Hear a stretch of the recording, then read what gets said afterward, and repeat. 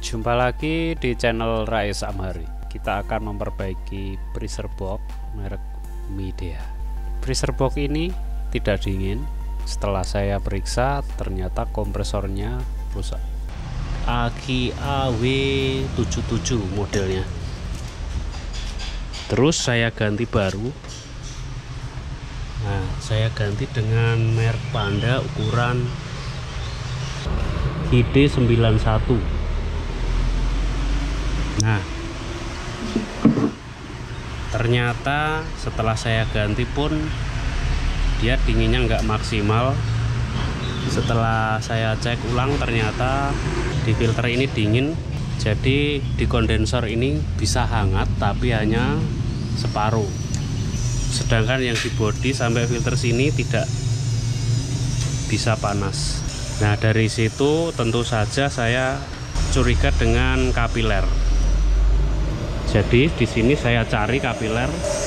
Kemarin sempat bingung juga antara sebelah kanan dan sebelah kiri, karena ini tidak gampang mencari posisi kapiler.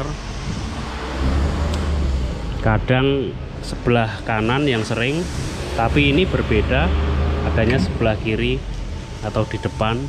Nah, jadi saya cari dan ketemu di sebelah sini.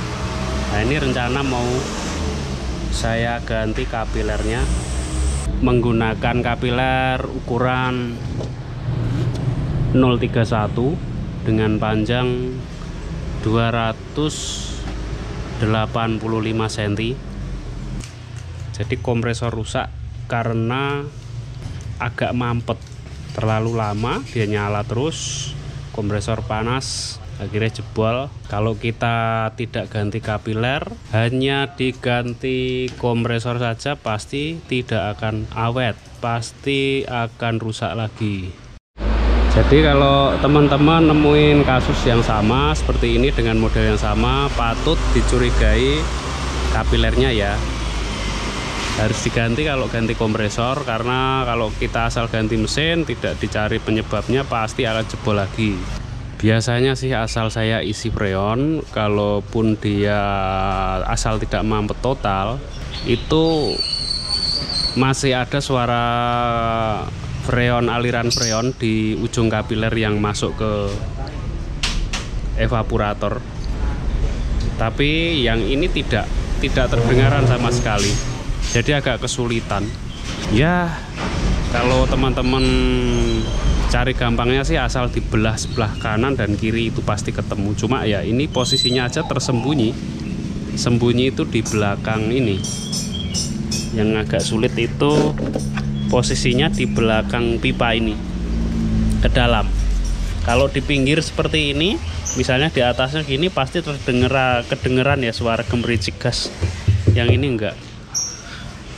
Oke, ini saya akan ganti kapiler dan saya akan masukkan kapilernya ke sini, kemudian saya tembuskan ke samping sini dan saya tarik ke bawah. Kemudian saya gulung di sini. Nah, dengan obeng atau dengan bor, teman-teman bisa bikin lubang kecil sebesar kapiler untuk jalan masuk kapiler.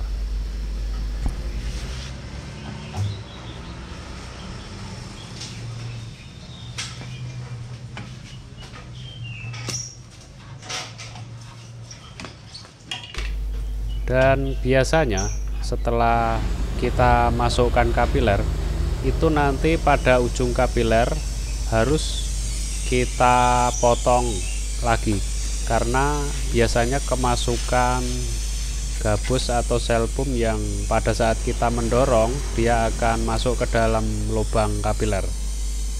Jadi usahakan potong dulu kapilernya sebelum kita las.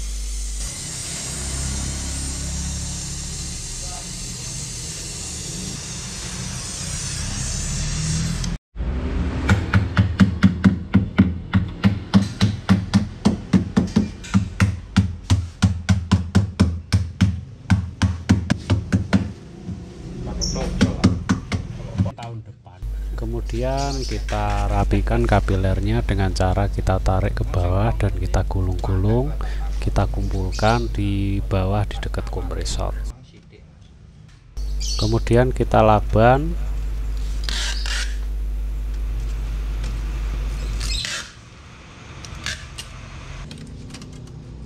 Kemudian kita gulung kapilernya.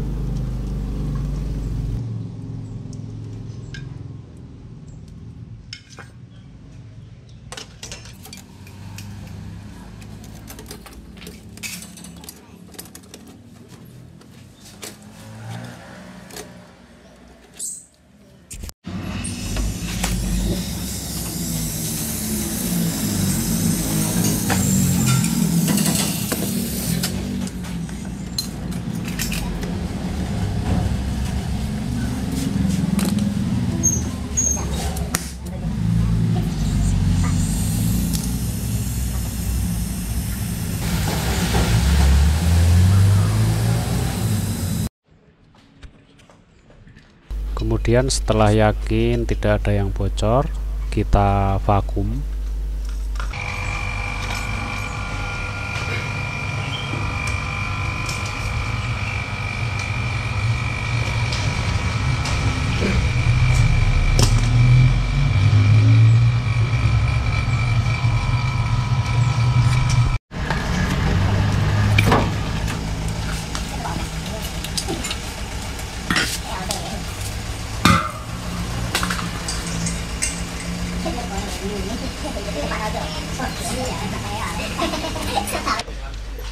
Oke, kemudian kita isikan freon menggunakan R134A dengan tekanan pertama. Sebelum kita colokkan, kita isi 70 sampai 80 PSI.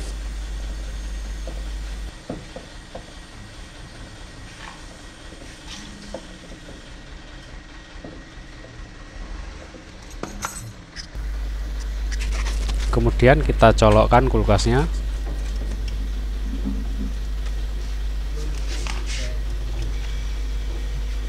Perhatikan tekanan analisernya, dia akan turun, mungkin akan turun di bawah 5 sampai dengan di bawah 0.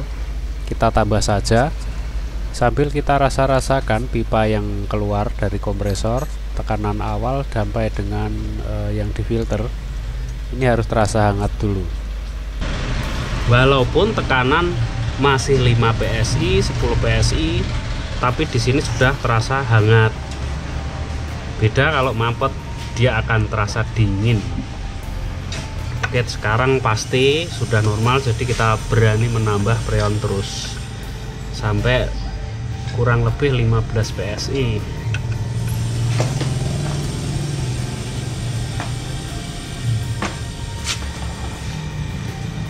Ini nggak usah buru-buru, kita tunggu sampai padat. Dimana dia berhenti kita tunggu. Nah, kalau seperti ini kan tidak mampet. Kalau mampet dia langsung main, langsung turun 0 di bawah 0.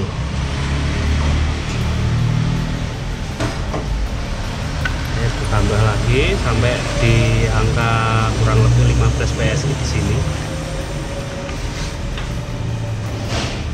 Di sini ya.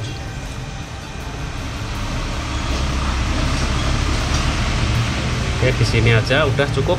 Kita tunggu sampai kira-kira 30 menit sampai dia stabil. Di sini saja. Dan jika gas lancar, di sana sudah langsung terlihat garis-garis putih. Dingin dan terdengar suara gemericik gas yang lancar di sini.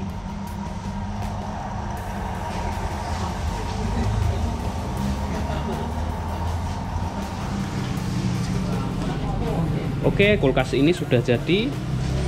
Bisa teman-teman lihat, ini sudah kelihatan dinginnya ya, rata, udah hampir separuh. Ini baru nyala. Terima kasih udah menonton video ini. Jangan lupa like, share, subscribe. Salam servis-servis.